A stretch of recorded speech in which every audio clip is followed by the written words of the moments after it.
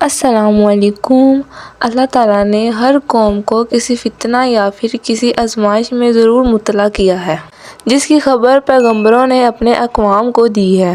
امت محمدیہ کے لیے ایک بڑی آزمائش وحشی اور درندہ صفت قوم کی شکل میں لکھ دی گئی ہے، جس کے وقوع پذیر ہونے میں کوئی شک نہیں۔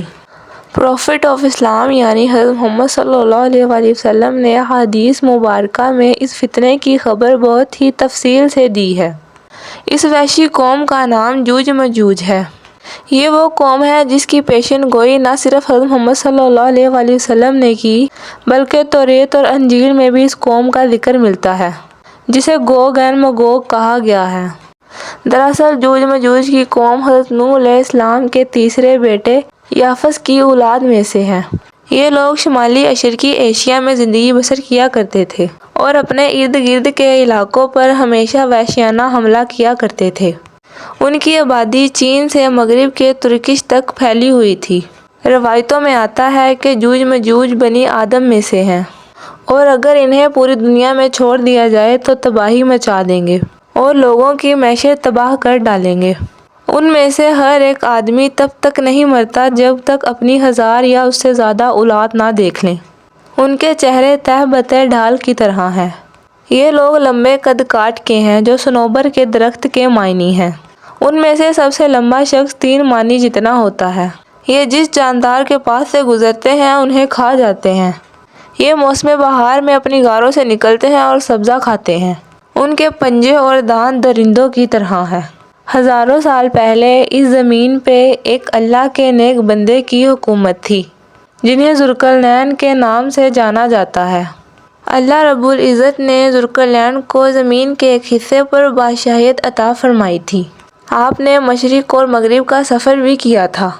مورخین کے مطابق قرآن پاک میں ذوالقرنین کے نام سے جس شخص کا ذکر آیا ہے، دراصل وہ ایران کا عظیم بادشاہ خورک تھا، جسے ساحر اعظم بھی کہا جاتا ہے۔ جب حضرت ذوالقرنین نے شمال کا سفر کیا تو آپ کا گزر مشرقی ترکستان اور مغلستان کے علاقوں سے ہوا۔ یہ علاقہ 2 پہاڑوں کے بیچ آباد تھا۔ پہاڑ کے اس پار یاجوج ماجوج کی قوم رہا کرتی تھی۔ انہوں نے ذوالقرنین سے یاجوج ماجوج کے فتنے کی شکایت کی اور کہا کہ یہ قوم ان علاقوں میں بار بار حملہ کر کر فساد پھیلاتے ہیں۔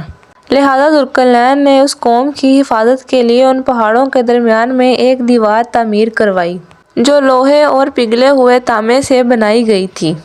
تعمیر مکمل ہو جانے کے بعد آپ نے اللہ تعالیٰ کا شکر ادا کیا اور اس قوم کو آگاہ کیا کہ یہ دیوار کچھ ٹائم کے لیے آپ کی ان سے حفاظت کرے گی، لیکن ہر چیز فنا ہو کر رہتی ہے، لہٰذا یہ دیوار بھی ایک دن ٹوٹ جائے گی اور یاجوج ماجوج ان علاقوں سے نکل کر تمام زمین میں پھیل جائیں گے، جیسا کہ اللہ تعالیٰ نے قرآن مجید میں ارشاد فرمایا، یہاں تک کہ یاجوج ماجوج کھول دیے جائیں گے اور وہ ہر بلندی سے دوڑتے ہوئے آئیں گے اور سچا وعدہ قریب آ لگے گا۔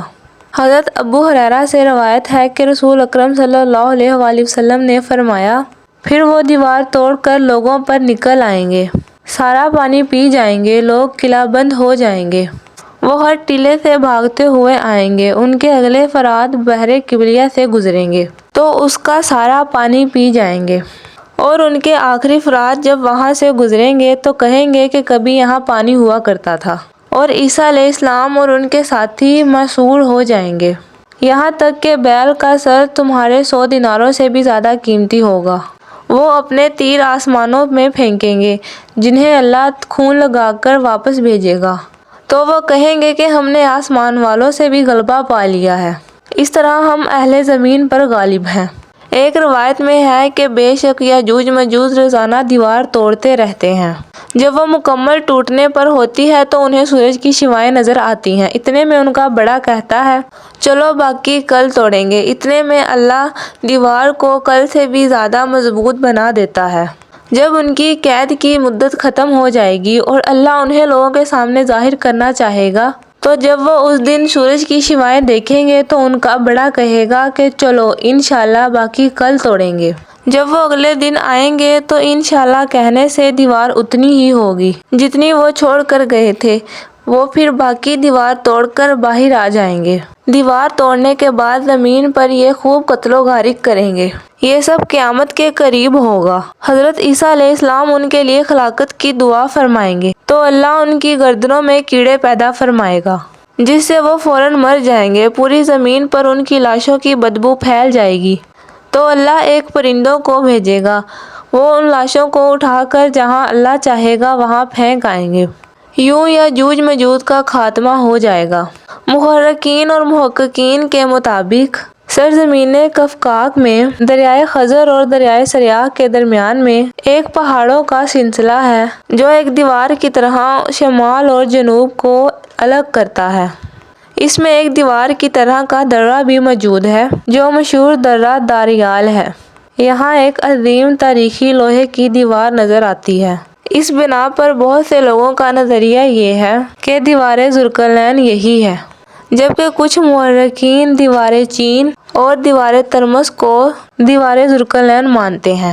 یہ تمام نظریات قیاس اور اندازوں پر مبنی ہیں۔ دیوار ذوالقرنین کہاں بنائی گئی ہے اور کہاں موجود ہے، اس کا علم صرف اللہ تعالیٰ کو ہے، اور وقت مقررہ پر یاجوج ماجوج اس دیوار کو توڑ کر باہر نکل جائیں گے۔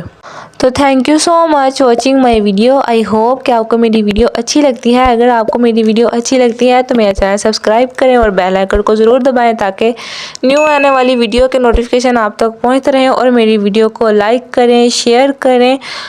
تو ملتے ہیں نیکسٹ ویڈیو میں، تب تک کے لیے اللہ حافظ۔